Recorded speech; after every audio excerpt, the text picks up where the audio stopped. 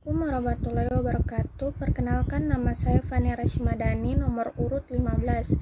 Pendiri kerajaan ini adalah bangsa Turki dari kabilah Oghuz yang mendiami daerah Mongol dan daerah utara negeri Cina yang dipimpin oleh Sulaiman. Ia mengajak sukunya untuk menghindari serbuan bangsa Mongol yang menyerang dunia Islam pada tahun 1219 sampai 1220 Masehi. Mereka pergi ke arah barat dan meminta perlindungan kepada Jalaluddin, pemimpin terakhir dinasti Khawarij di Taksonia. Jalaluddin menyuruh mereka agar pergi ke arah barat atau Asia Kecil. Sebagai ucapan terima kasih, Sultan Alauddin menghadiahkan sebidang tanah yang berbatasan dengan Bizantium. Sejak saat itu, Ertugrul terus membina wilayah barunya dan berusaha memperluas wilayah dengan merebut wilayah Bizantium. Setelah Ertugrul wafat, kepemimpinannya ini diteruskan oleh anak pertamanya yang diberi nama Utsman, yang diperkirakan lahir pada tahun 1258 Masehi dan mendapatkan dukungan dari dinasti Saljuk. Nama Utsman inilah yang kelak menjadi nama kerajaan Turki Utsmani. Utsman juga dianggap sebagai pendiri dinasti Utsmani. Assalamualaikum warahmatullahi wabarakatuh. Perkenalkan, nama saya Orana Zahia Putri Erin, nomor urut 12 dari kelas 11 Mianam. Saya akan melanjutkan bacaan dari teman saya Fani Rashmadani. Setelah penyerangan Mongol mereda, Sulaiman menyeberang sungai Eufrat untuk kembali ke tanah airnya. Namun ia tenggelam. Ia memiliki 4 putra yang bernama Sunkur, Gundogudur, Ertugrul, dan Dundar. 2 putranya yang pertama kembali ke tanah airnya, sementara 2 yang terakhir menetap di Asia Kecil. Kelompok kedua ini berjumlah 400 keluarga yang dipimpin oleh Ertugrul bin Sulaiman. Mereka mengabdikan dirinya kepada Sultan Alauddin II dari dinasti Saljuk. Peran Ertugrul sangat besar dalam membantu Sultan Alauddin II ketika peperangan menghadapi bangsa Romawi yang berkuasa di Romawi Timur Bizantium hingga mencapai kemenangan.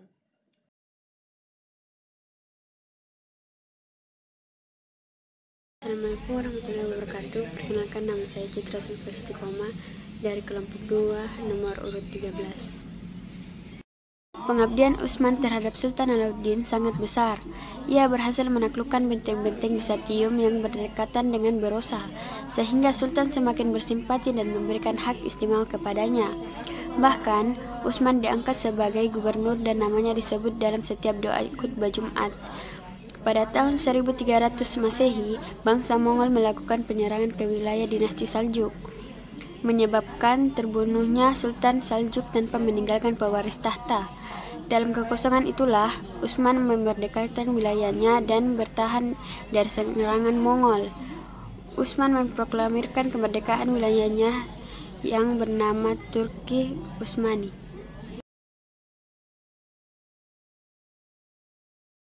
Assalamualaikum warahmatullahi wabarakatuh. Perkenalkan, nama saya Tika Firal Fahriya dari kelompok 2. Pada awalnya kerajaan Turki Utsmani hanya memiliki wilayah yang kecil, namun dengan adanya dukungan militer, tak lama kemudian Utsmani menjadi kerajaan yang sangat besar dan bertahan dalam kurun waktu yang cukup lama. Setelah Utsman meninggal pada 1326 Masehi, kedudukannya digantikan oleh anaknya Orkan di usianya 42 tahun.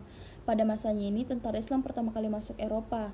Orkan juga berhasil mereformasi dan membentuk 3 pasukan utama, yaitu tentara Sipai atau tentara reguler, tentara yang digaji setiap bulannya, tentara Hazeb atau tentara irregular, tentara yang digaji saat mendapat harta rampasan, tentara Janisari, tentara yang direkrut sejak berumur 12 tahun. Kebanyakan adalah anak-anak Yahudi yang dibimbing dengan disiplin dan ketat.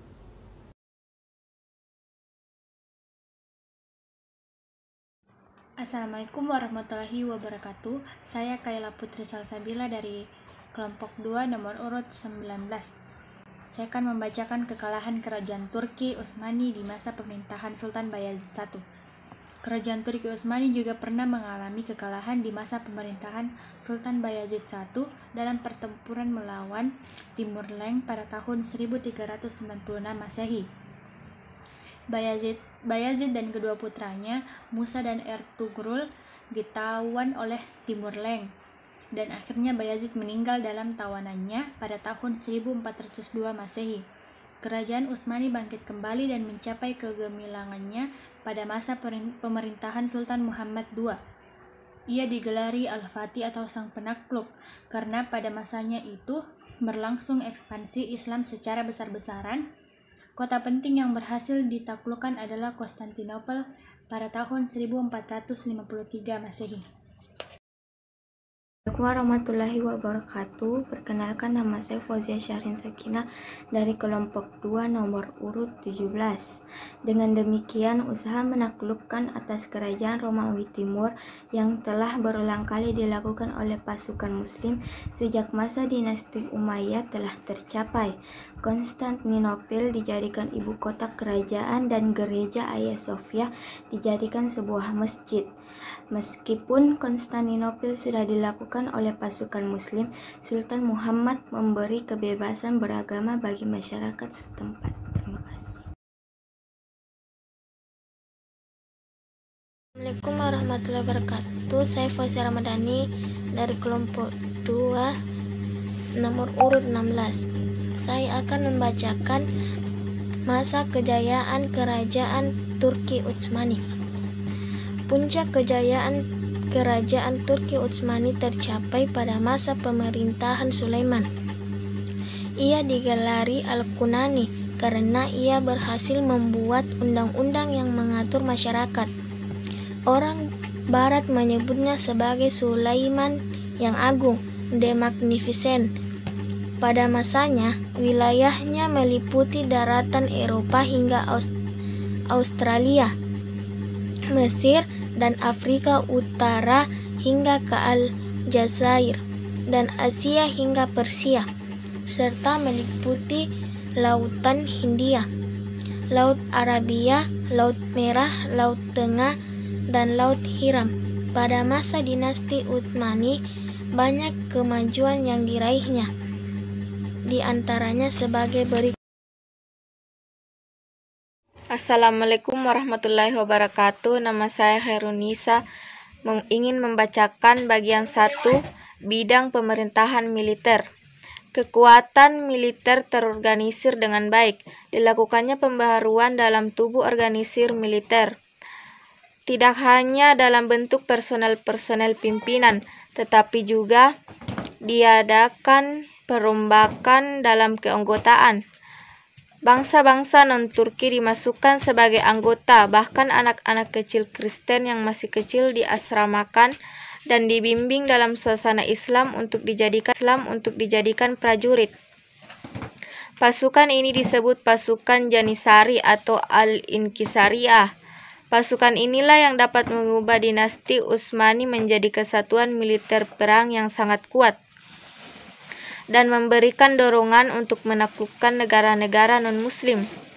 Pada masa Kesultanan Muhammad II, dibuat sebuah meriam dengan ukuran super besar yang belum pernah ada sebelumnya, dan dibuatnya museum untuk meriam oleh insinyur Islam Hasan Ar-Rahman Najmuddin Al-Ahdad dalam ilmu-ilmu persenjataan lainnya. Terima kasih. Assalamualaikum warahmatullahi wabarakatuh. Perkenalkan, nama saya Fahirana Lazaranti dari kelompok 2 nomor urut 14. Sekarang saya akan membacakan tentang bidang maritim. Pada masa Sultan Muhammad II, laut dalam Golden Horn menjadi pusat perindustrian dan gudang persenjataan maritim. Maritim Turki mendominasi Laut Hitam dan Otranto.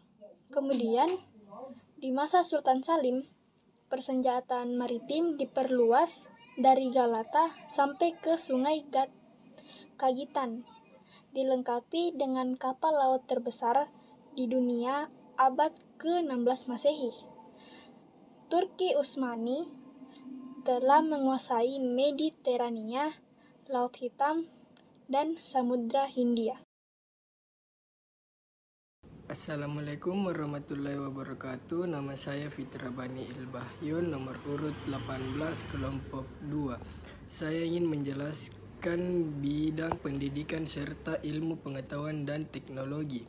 Dari aspek-aspek terintelektual yang dicapai pada abad ke-19 Masehi, terdapat 3 buah surat kabar, yaitu harian berita Takfni VK tahun 1831, Jurnal Tasfiri Efkyar tahun 1862, dalam Jurnal Terjumani Ahwal tahun 1860. Kemudian terjadi transformasi pendidikan dengan pembangunan sekolah-sekolah dasar dan menengah tahun 1861. Pada perguruan tinggi tahun 1869 dan juga mendirikan fakultas kedokteran dan fakultas hukum. Di masa Mahmud II, kurikulum ditambah dengan kurikulum umum. Sekian. Assalamualaikum warahmatullahi wabarakatuh. Perkenalkan, nama saya Rana Zahia Putri Erin dari kelas 11 MIA 6 nomor urut 12. Saya akan melanjutkan bacaan dari teman saya Fitra Bani Ilbahyun. Poin keempat, bidang seni dan kebudayaan. Munculnya tokoh-tokoh penting pada abad ke-17, muncul penyair terkenal yaitu Nafi pada tahun 1582 sampai 1636.